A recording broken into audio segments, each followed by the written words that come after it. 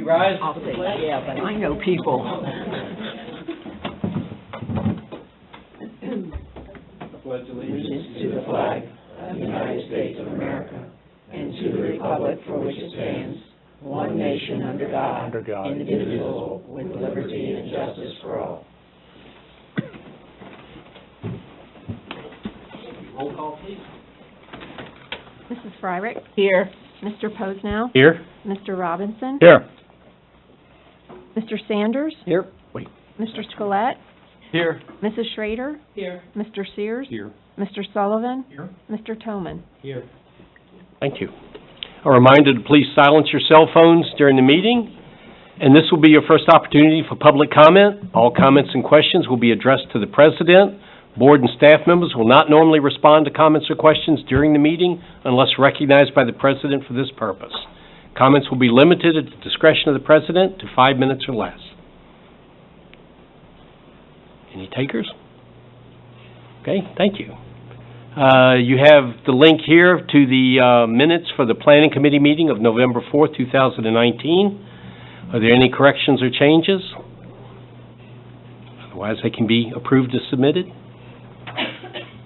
Mr. Sears. Yes, tonight again, a consent agenda. Would any board member like any of the items considered separately, or are there any questions on any of the items? If not, the chair moves approval of the below-mentioned items. Second? Second. Be a short roll call vote, I think. This will be considered a unanimous roll call vote unless I hear votes to the contrary. Hearing none, motion passes.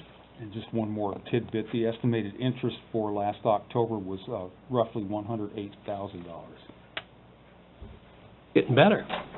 Well, it's a bit of a roller coaster, but yeah. The board met prior to this meeting in executive session as permitted by Section 707 of the Sunshine Act for the purpose of discussing legal and personnel matters. No official action was taken. Dr. Williams. Thank you.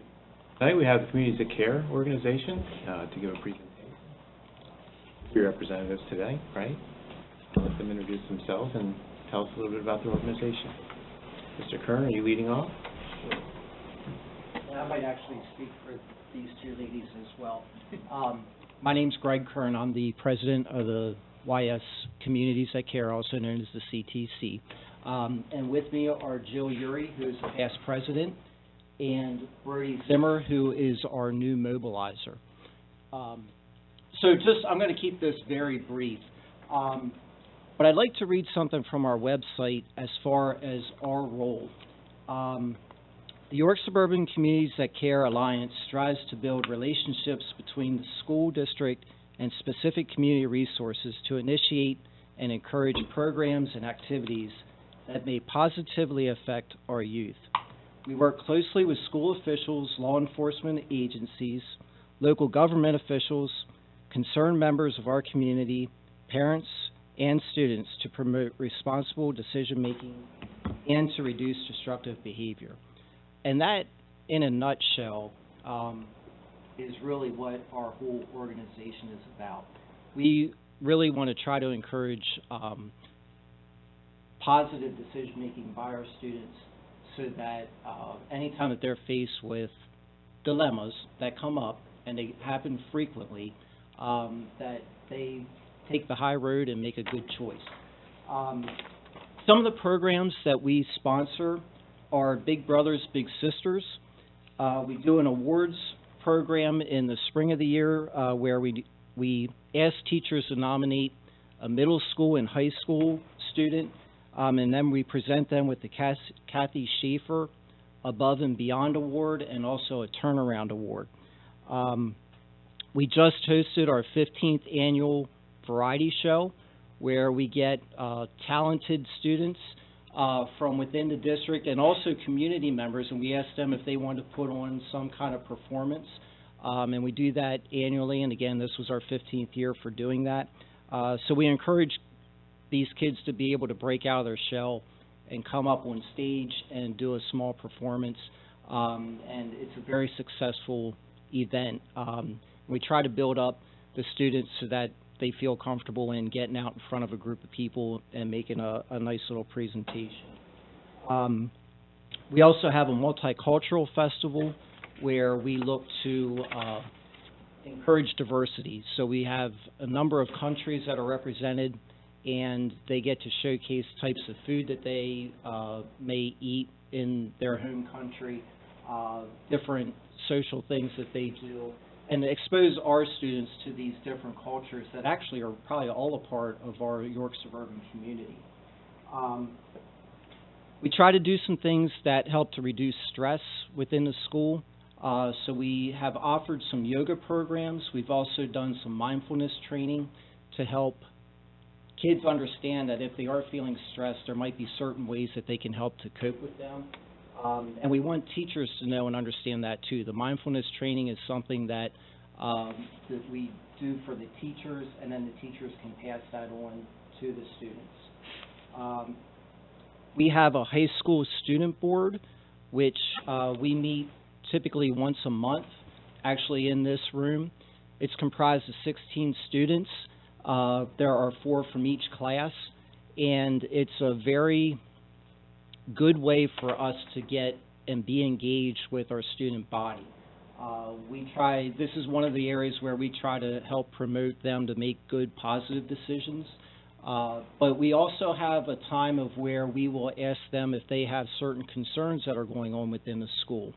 And we have the opportunity to meet with Dr. Ellis, go over the concerns that the students have. Dr. Ellis gets a chance to give some rebuttal and maybe some reasoning for why things are the way that they are. And hopefully we give the students a better understanding of why they may see things one way, but the school sees things a different way. And I think it's a good and positive thing on both sides, because sometimes Dr. Ellis may not be familiar with certain things that the students see from their perspective, and at the same time the students may be made aware of how are done or why they're done from the administrative perspective. One thing that we have done in the past and we're looking to do again is some type of nutrition program where we want to encourage our students to be eating a healthy meal. Obviously, we all recognize that's something that's very important to help them get through the day. We know that there are some challenges within our district, and not every student is getting a good meal either through the day or at home. So we'd like to be able to help out with that in any way that we can.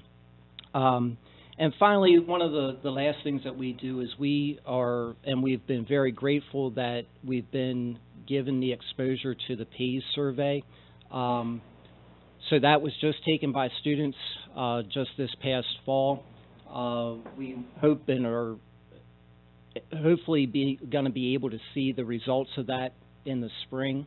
I know at the last year's meeting I sort of brought up the things that were concerning to us from what we looked at in that survey, and we look forward to being able to see that again this year to see if there are any trends from the students that would be something where they are not making good decisions, and where we may be able to help them out and programs that we can offer from that standpoint. And the last thing I'm going to bring up is that we've just been very thankful and appreciative that we've been able to start to work with Miranda King. We had a meeting last week with her, and I think prior to Miranda coming in to the school district, it was kind of our role to do what she does.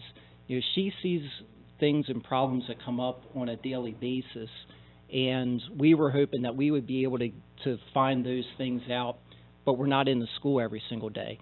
So I think with having her in here, we know and understand or might have a little bit of a better feel of the issues that the students are up against, and then that can help us to partner and collaborate with the school to figure out what programs should we offer. So anyway, we see that as being a very good relationship.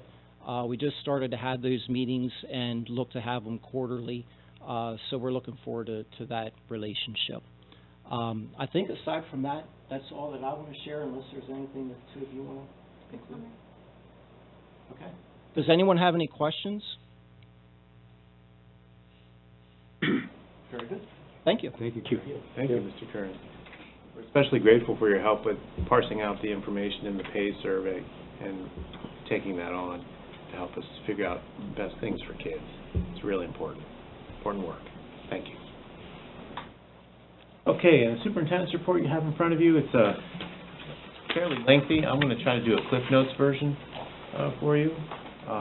In the beginning of the report, I talked a little bit about the fall season, the fall athletic season, which was very successful by any measure. Several teams in district playoffs, and we actually have, in my mind, a state championship boys cross-country team that lost out on a tiebreaker. Very heartbreaking, but something to be very, very proud of. And we've got boys and girls soccer both made into the districts, girls volleyball, football, and of course cross-country teams did as well. And the boys cross-country team did win the District 3 title as well. The Crucible was put on about 2 weeks ago or 3 weeks ago. It was an outstanding production. I know that some of you had a chance to see that. It was well worth your time. The acting was fantastic, in my opinion, my humble opinion. The thespians did a very, very nice job putting on that play. That's not an easy play to do, and they knocked it out of the park. Ms. Geyer will probably be talking, I assume we'll be talking about the other things going on in the student body, so I won't go on too much more about that. Planning parameters. As we approach budget season, we had some planning parameters that affect the way we were going to do budgeting and affect the future of facilities and whatever we're going to do with those facilities. So we had in-depth conversations about grade level realignment at 2 work sessions ago, and the last work session we had conversation about class size guidelines and the direction the board gave us for those. So those 2 things help shape the broad budget goals going forward. There's 6 broad budget goals going forward. The first one is first goal is to fund new positions to align with class size guidelines. And the second one is to prepare for the anticipated facilities needs to house the growing population. And that will manifest itself in debt service and how we plan for that. The third budget goal is to fund required positions. We will have some of them. The fourth goal is to evaluate and consider requested positions. The fifth goal is to contain operational costs, because that's just what we need to do, being fiscally responsible. And the sixth one is to remain within the index, which will be a challenge if we fund everything that we'd like to fund. So, goal number 1, I have some data in there and some tables. I'll just run through some of the tables. The first table on page 2 just reiterates the class size guidelines and what they are. At the elementary level, how that manifests itself. In the elementary level, we're projecting a need for 4 new positions to remain strictly within the class size guidelines. And you can see how that pans out. So we would need, if you look at the bottom of the table in kindergarten, we need an extra teacher for next year.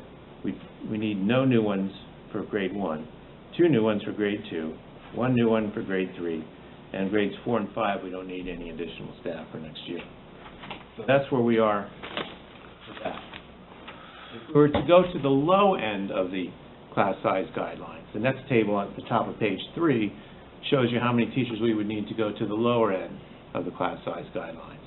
So you're talking a total of 11 new positions if we went to the lower end of the guidelines, which has been part of the conversation that we had the other day. At the middle school level, if you look at the table on page 3, the small table there, for grades 6, 7, and 8, next year the students, 221 6th grade students, 232 7th grade students, and 220 8th grade students. Now we're gaining a 221 student 6th grade and losing a 259 student 8th grade.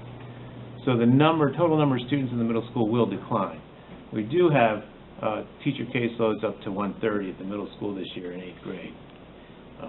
So we are at the edge of the class size guidelines there. To increase, if we added a team in any one of those grades to lower the class size guidelines, we'd actually be going below the 90. We'd be going somewhere down to like 77 as a caseload for teachers, something like that. So that's where we are with middle school. At the high school level on page 4, you can see the table there.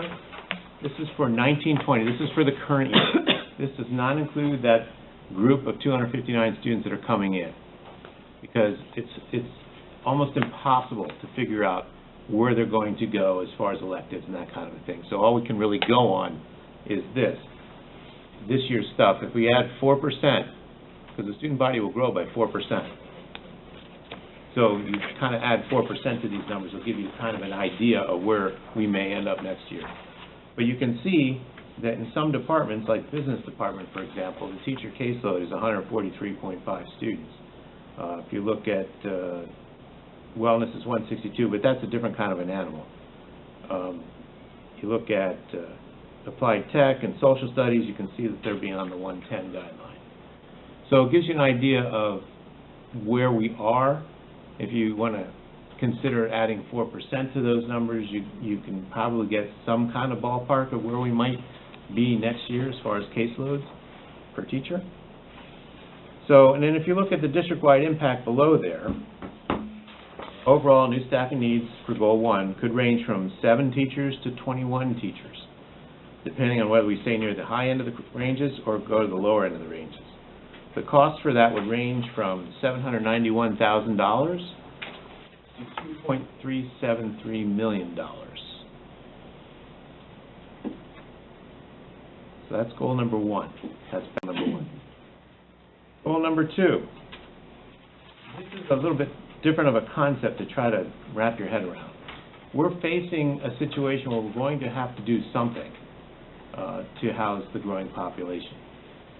So we can choose to not do anything now and then face a very steep hill when the time comes to actually pull the trigger on whatever plan that we come up with for facilities going forward in the district.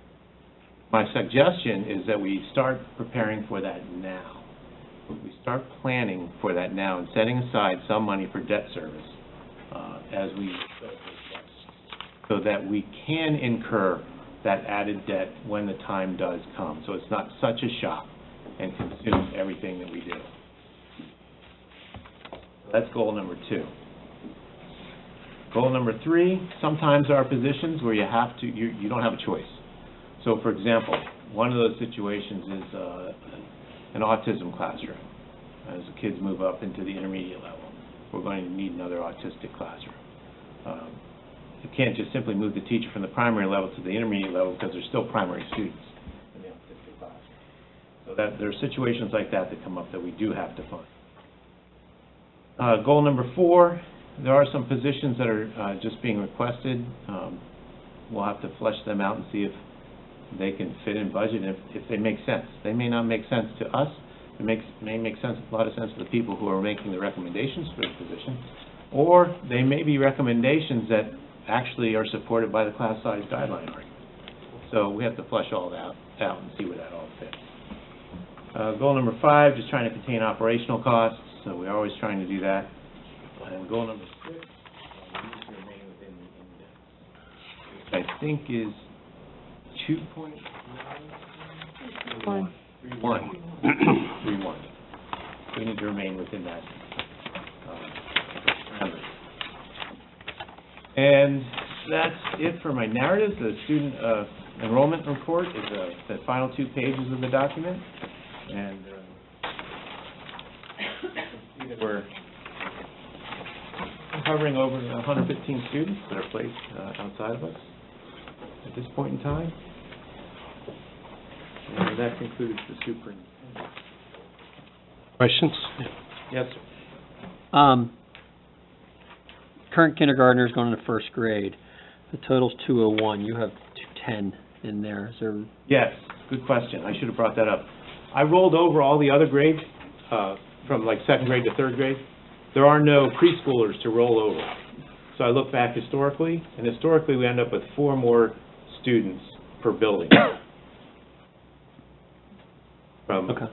You know what I mean?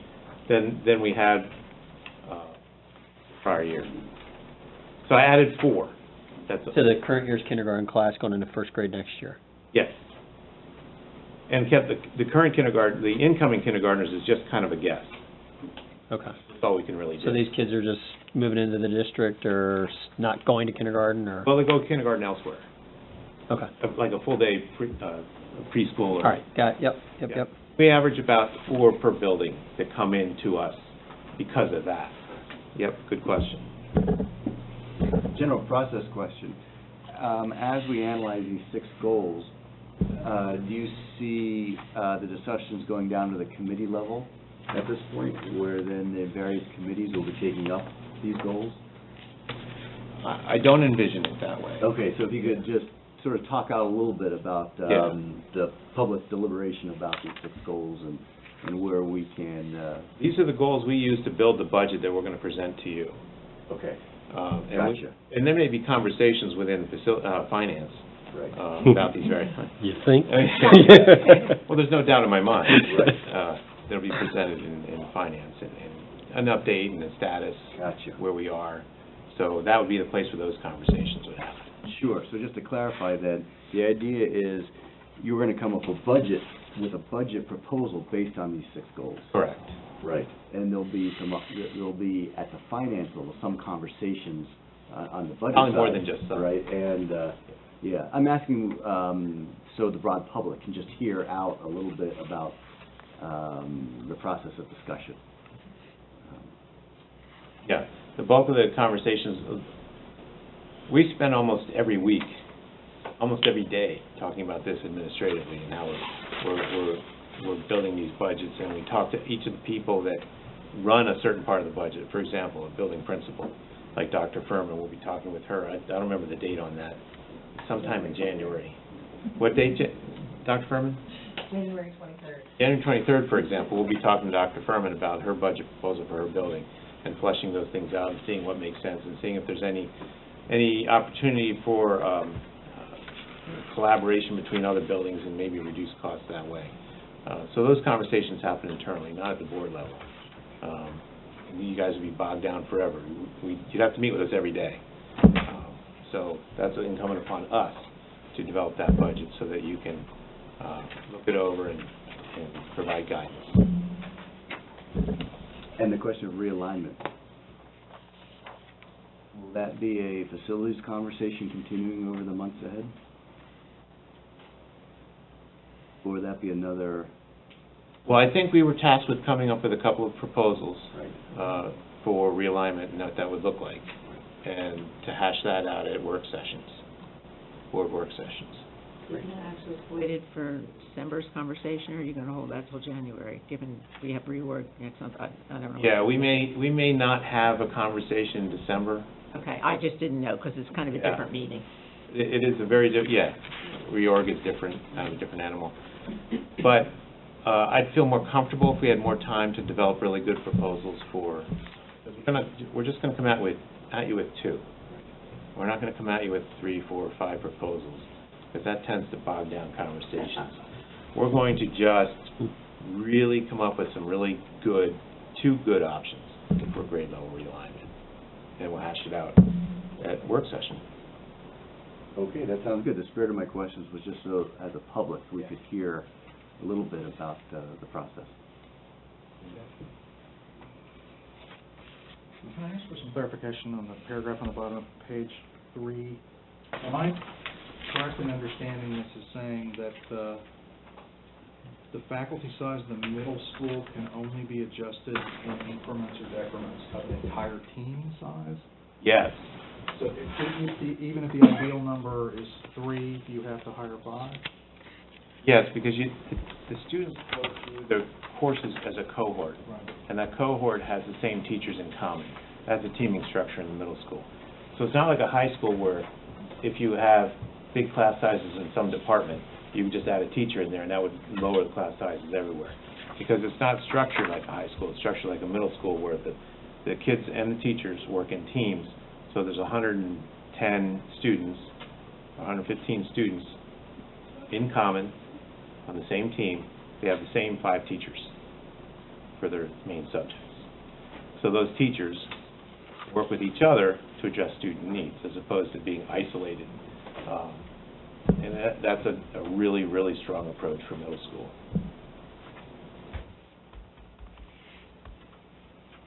Well, I'll follow up on that, because while it may be a strong educational approach, it's a terrible efficiency approach. Agreed? Because if you look at that, every single one of those grades, that the 110 theory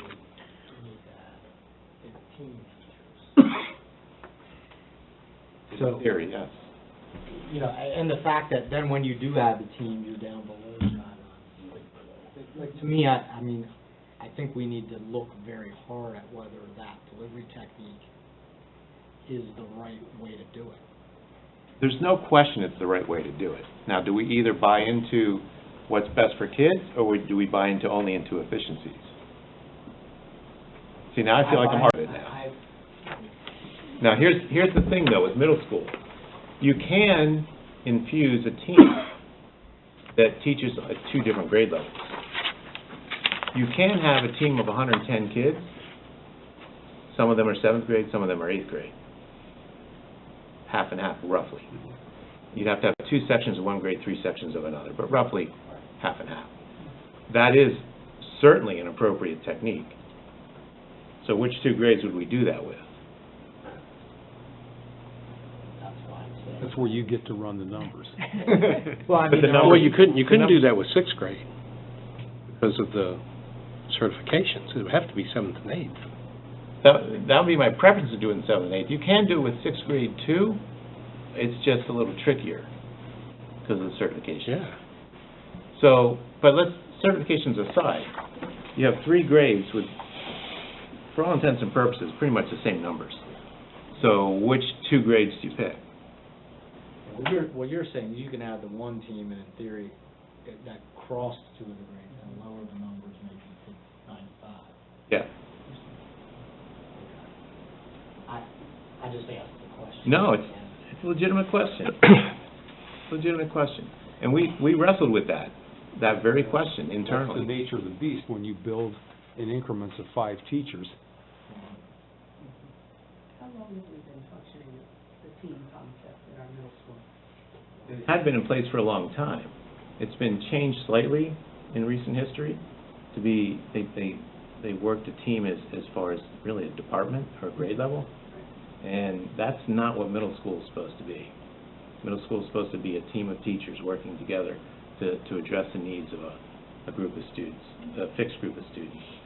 So we're getting back to the middle school philosophy that it's supposed to be. Some of that might also depend where we put the realignment of grades, how many students there are, whether you have, seriously, I mean, that's, from my perspective, I see that as okay, now you've made that statement and that claim. Now, depending how we look at where to put all these grades with the realignment, I think would maybe change that. I don't know. Wait, change what? Change how many students and grades you're dealing with at the middle school instead of, 6th grade, maybe you only have 7th and 8th grade the way it used to be 100 years ago. Yes, and Or whatever, however we come up with some solution to. that is absolutely on our radar screen. But that Absolutely. wouldn't really resolve this issue we're talking about now. Well, it would, Sure it would. to some degree. Sure. Because if you have only 7th and 8th grade and you're at the 110 mark and you want to lower, you can put a split team in You there. can infuse it that Yeah, way. Oh, yeah, then you don't have to pick 2 of the 3 grades. Understood. You know what I mean? And So you- that is an ideal. And you setup. have the space to do it, then. Yeah, we wouldn't have the space to add more than 1 team there now. The way it is Physical now, but space. if you were, because that building we've added, 12, 16 classrooms to where it was when it was originally a 7th and 8th grade building. It could absorb another team, Mm-hmm. but that's about it. What about the kindergarten?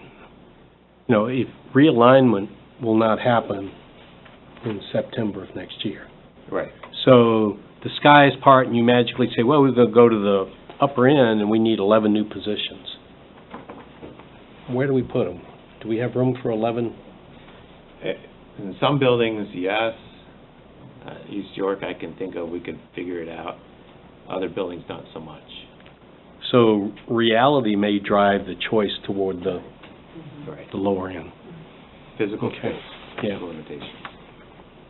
Absolutely right. Okay. Okay? All right. Thank you, folks. The next item, administration recommends approval of the comprehensive plan for 2020-21 to 2022-23. Second. Discussion or questions? As a member of the stakeholder team, one of the stakeholder teams, the first thing I would like to do is recognize the amount of effort that went into creating this plan. I can't even begin to estimate how many person hours were invested, but it had to be well in excess of 1,000. And so it was a pretty monumental effort, and I can tell you that participating in that was an enlightening experience, to say the least. That said, I would like to go on record saying that what we submit to the state doesn't really come close to reflecting the depth and the breadth of those discussions. And I am concerned about that. I think oftentimes we're put in a position that we respond to requirements from PDE, and the documents, if you just took a look at that and had no idea what went into it, you'd say, well, how did all that effort end up producing this document? And I see you smiling, and I see Dr. Williams nodding his head. It's frustrating as a board member and as a member of the community to think of all the information that was discussed and changed hands during the course of the 3 meetings that I attended, and I know that the faculty and staff put in countless hours beyond that to put this thing together. And I'll just end by saying that one of the things that made its way into that plan, as it related to academics, reads like this: PSSA and Keystone results from each school and subject area, both aggregated and disaggregated in historically underperforming subgroups, will increase each year of the plan. And that's as specific as it gets. I think, at least from the perspective of somebody who thinks a little, I hope, a little bit more deeply than that, and I know the team does, way more deeply than that this is a little disappointing, this sort of thing. So that's my remark. If I could just echo, having also been on this committee, and my thanks to Dr. Krauser and his team for the time and effort put into this. And one highlight for me was seeing and hearing the student input. It's always cool to see the kids really get into it and say, hey, what if we did this, and how about we did that, and just to see their, wheels turning and their energetic comments was just kind of fun for me, and I just wanted to share that and add my thanks.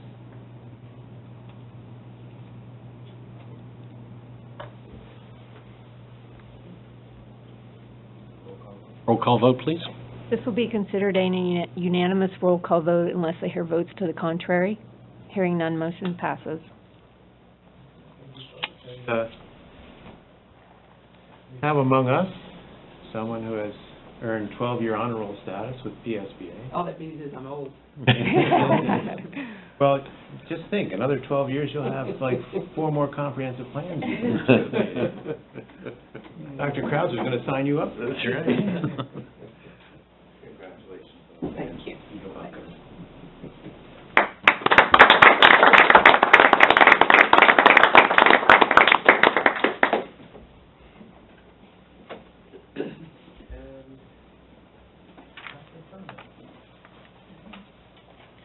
Hello, good evening, everyone. Pleasure to be here with you all. On the heels of the serious conversation of class sizes and budgets and indexes, the room is heavy, and everybody feels the weight of those monumental decisions. And you talk about academic achievement and historically underperforming groups, and that's the weight of what I carry around, of making sure that I'm doing the best I can to grow my staff and my students and the achievement for the district. So for tonight's report, I wanted to highlight one of my other building goals, because I can assure you teachers and I are working feverishly on our part of those pieces. But another one of the building goals at East York this year is to ensure that we are providing students with a positive classroom and school environment, to emphasize that it's a safe place where everyone's willing to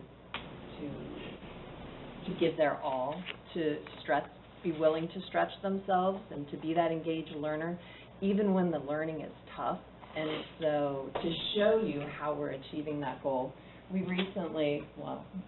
recently was exposed to some new technology with Flipgriding, and so what I did was to try, as a principal, I'm more of a learner of technology than a teacher of technology with my staff. But what I wanted to do is to be able to collect real evidence throughout the year as to how we are maintaining that positive classroom environment at East York. And so the fun thing of this is, as I have my teachers, they're actually my students, who each month they upload their evidence. They have to provide an artifact of how they're achieving this building goal. And then we create what I'd like to call some positive peer pressure, because we watch these videos, and then the teachers vote for who they think is best achieving the goals for, you know, some bragging rights, chocolate, and some small prizes, things like that. So this is some of the best classroom environment building that happened at East York last month. So I will, if you would just go ahead and play one of these, and I'll just talk in some of the other pieces. So I have this bulletin board in my classroom that says, "Be the reason someone smiles today." And instead of me always being the one to give out red hots to the students, my kiddos can give smile shout outs to one another so that they can kind of take ownership over that as well. And if someone does something really kind or nice to them that makes them smile, they can grab one of these cards and fill it out and share it with that person, and then I post it on the board. So for example, Cohen gave this smile shout out to Kellen because he played with him at recess when nobody else would, and it made him smile. For my cross-curricular project, I had students create an act of kindness project. These boys created a drive for the York SPCA and donated about 350 pounds of food. Here's another example of a project where this young girl had a drive and she raised over $180 for a classroom that doesn't have enough money to support needs and simple supplies, as well as for their birthday. She created over 23 cards for each kid for their birthday and got them little treats to celebrate their birthday whenever that day would arrive. And last, an example of an act of kindness project is right here. And this student did a trash collection to help our environment for 2 hours. And she picked up about 70 to 90 pieces of trash on the Heritage Rail Trail. So what a great contribution, as well as a write-up for this activity that they did. So I have to explain a little bit. We received some grant money that had to be spent on very particular areas, and one of them involved movement and student activity. So each of my 5th graders has a UNICEF, for lack of a better word, it's like a Fitbit. It's an activity tracker.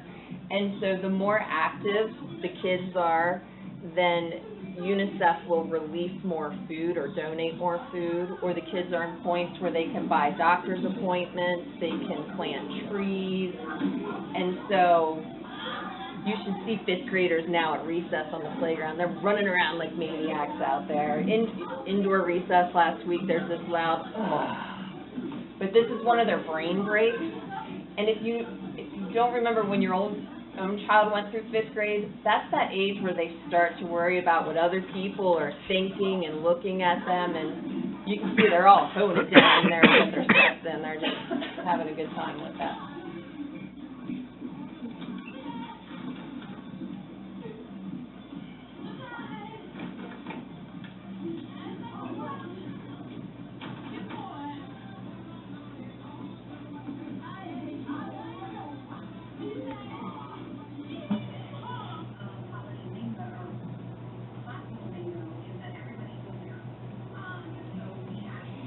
So this is Mrs. Robeson's class. This is actually a math class, but they're Skyping with some nurses from Hershey Medical Center to find out what it is that their patients could use or would benefit from. And then those kids are going to organize a drive, and they're going to use all of their math skills to calculate ratios, percentages, who gets what, where it goes, those sorts of things. This was our family math night. Laura McClure, my math specialist, wrote a grant for some math mats that they'll be able to be used during the instructional day, but to roll them out, if you will, to our families. We invited East York families to come in and play on them one evening. And we had over 100 students and parents come. Cool. So, yes, while you carry the weight of financial responsibility and we carry the weight of student achievement, we also take very much seriously it's about growing the whole child and not just the academic piece. But I do believe by hooking them in and making learning fun, that these kiddos are willing to work harder and persevere when the learning gets tough. And so you also support these things, so I just thought you might enjoy seeing that. So thank you. Thank you. Thank you.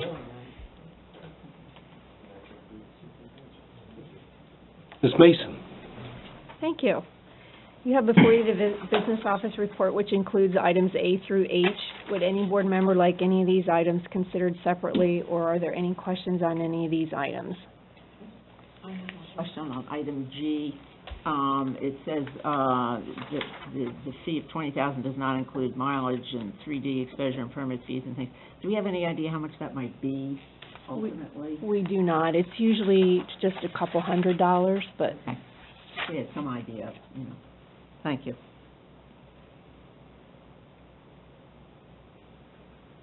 Not, then I would ask for a motion be made to approve the below-mentioned items. So moved. Other questions or comments? I do have one follow-up, and that is, at the Finance Committee meeting, there was a question raised about Bailey Coach. And I did talk with them, and they do make sure that all of their drivers have criminal background checks. They all have the child abuse clearance checks along with their certifications that they need to drive. So they do provide all of those to all of their drivers. That's great. Thank you for doing that. Yep. No other questions? I guess this can be a roll call vote. This will be considered a unanimous roll call vote unless I hear votes to the contrary. Hearing none, motion passes. And then informational is the monthly dining review report and sales report. Any questions or comments? That concludes my report. Ms. Geyer? Thank you. To start, I would like to talk about the Yorkshire elementary students and their families enjoyed a science experience and other hands-on activities during the Mad Science Night. So thank you to Professor Georgie and his York College biology students for volunteering their time and expertise and teaming up with York Suburban High School students to assist the kids in exploring robotics, engineering, chemistry, biology, and much more.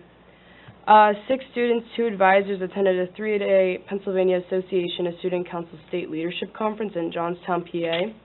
The students were great representatives of the high school and came away with a renewed interest in bettering their student council and developing better communication between the students and administrators. And the sophomore class is currently hosting a American Education Week this week to bring recognition and appreciation to our teachers.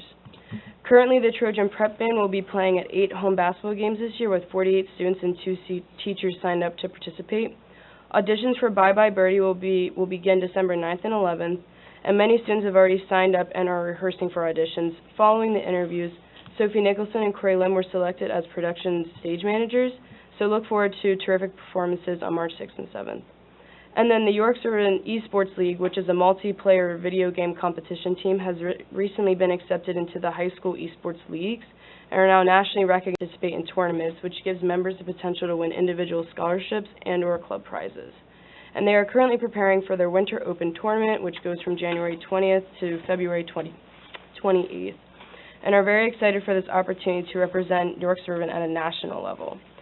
And then the York Suburban High School Green Club has been preparing to kick off the Crayola Color Cycle program in all school buildings.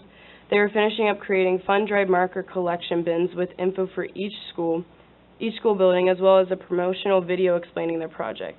They will be collecting any types of dried markers, any brand, not just Crayola, dry erase markers, highlighters, etc., which they will pick up regularly and send back to Crayola for marker recycling.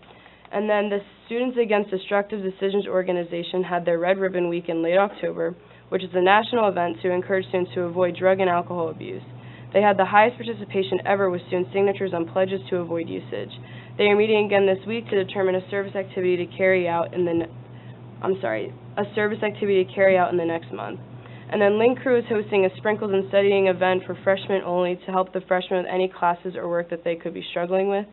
And then the French Honor Society has also sold croissants with Nutella this month in order to start collecting funds for the Adopted Family for Christmas program that takes place every year.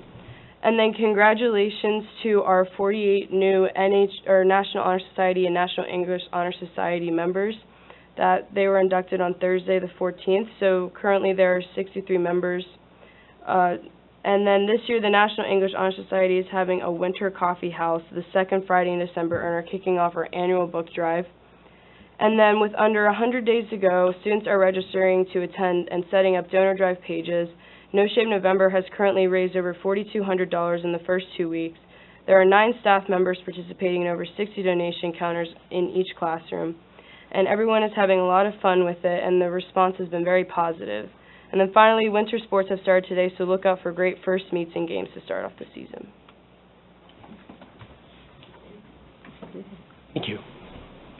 You have the committee meeting schedule posted online, Academic Standards and Curriculum Committee.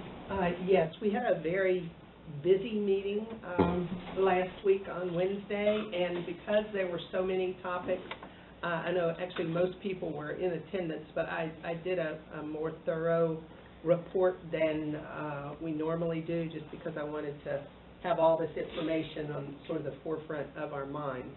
I'll refer you to the September 11th meeting minutes that are linked on tonight's agenda. We met last week on the 13th and had a lengthy and timely meeting. I encourage everybody to review the information and ask questions as they arise, as many of the topics will be on future board agendas for a full board vote. Dr. Rodenberg from the middle school provided an update on the new social emotional skills course, which is called Roots and Wings. I just thought that was a cute name. I had not heard that that's what we were calling it, but I love that. She provided specific data regarding the social emotional needs of our students using data from the PACE survey and data collected from our students before and after they've completed her 4-week course. The data showed a clear student improvement in things such as coping skills, communication tools, and personal goal setting. She also shared some opportunities she saw for follow-up with her students, as well as ways other faculty members could support her students during the school year. We learned about the purpose and rationale associated with the upcoming English Language Arts textbook investigation. Teachers will evaluate potential resources using a common evaluative tool. They'll pilot resources this winter and gather input from students and staff. By spring of 2020, a formal product proposal will be made to the board. We briefly heard about staff development and efforts to update our curriculum. We received a draft calendar for the next school year, and we'll get another one with some changes for full board discussion and vote. We gave the administration the nod to go forward with further investigation into later start times for secondary students. This will involve survey distribution, data collection, and evaluation, with discussion involving the board as well as the community. We will look for a formal board decision in October or November of 2020, and any changes will be implemented in August 21 for the 2021-2022 school year. We had discussion related to new and modified course proposals at the high school, and these will be presented for board vote in January. We also had a quite lengthy discussion related to eliminating class rank at the high school. We anticipate receiving additional information on this topic from Dr. Ellis in the coming weeks, and again, a vote by the full board. Lastly, we received a written report on Future Ready Index scores from each building. Further discussion on these scores will also be forthcoming. Members of the administration, is there anything to add? Okay. If there's any questions or anything, touch base with me, but look for that information. Thank you. Yep. Thank you. Mr. Sears, Finance. Minutes of the October 16th meeting are linked in your agenda tonight. The committee met on Wednesday the 13th at 5:30 following academic standards. Primary items on the agenda were the 2018-19 audit, was presented by Tina Kernow Smith, Elliott Kearns and Company, and the three biggies from last year repeated again. We had an unmodified audit opinion, which is high praise, even though it doesn't sound that way. The accountants tend to use terms that are highly understated. Positive year for all funds, and no findings reported, which again is a very positive thing, and I'd like to thank Corrine for that. This is multiple years in a row of clean audits. So this is great, and especially when we read about other school districts that generally have issues. We don't, so thank you. There was a discussion on transportation contracting. Essentially, the decision was made to come to the full board, which we did tonight, to allow the Director of Finance and Operations to sign contracts up to $2,500 without specific board approval. That was item H on tonight's business office report. And we had a presentation by Mr. Marshall, follow-up on a bowling league, and the presentation suggested a couple things. One is that if we do it, we start as a club sport. He noted that individuals may still compete in PIAA events, and the costs are relatively small, $13.42 roughly for a stipend for the advisor and associated transportation costs. There was no public comment, and because of reorganization, there will be no December meeting. So January meeting will be on a date and time to be announced. Thank you. Personnel, Mr. Robinson. Thank you, Mr. Posnell. Item 1, the administration recommends board approval of specific minor language changes, which I'm sure we've all committed to memory, to the already approved Act 93 agreement for 2019, 2020 through 2021, 2022.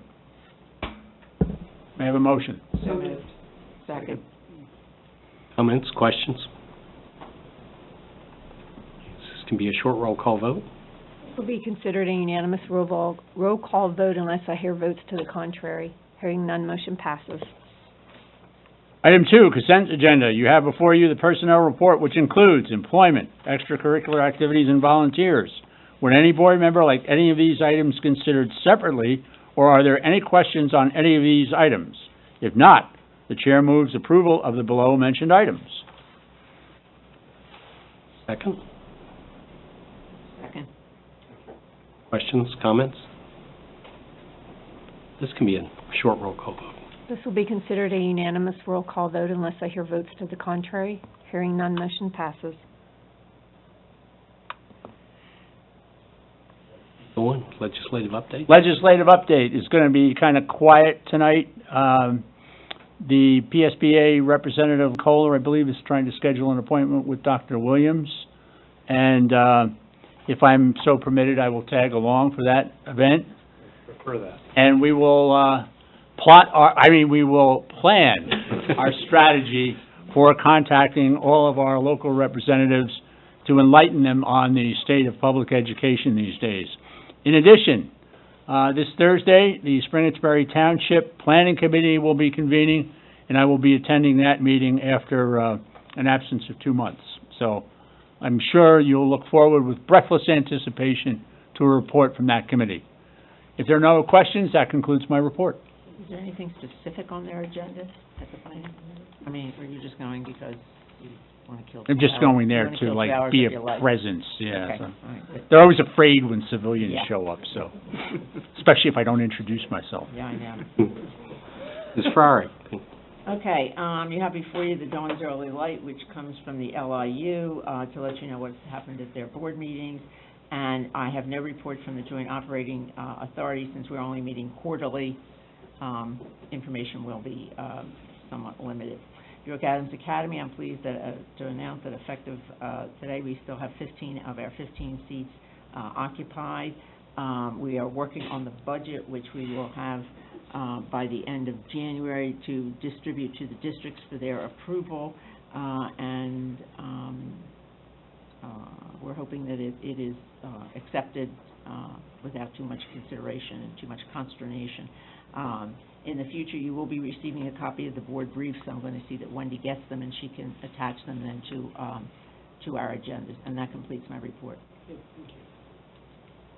York Adams Tax Bureau, No report.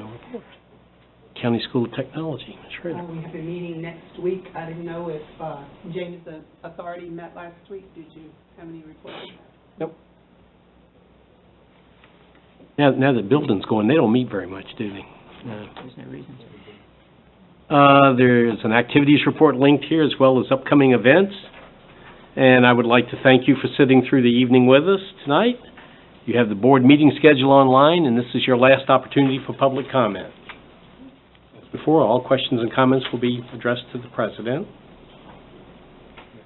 None? No other business? We're adjourned. Thank you.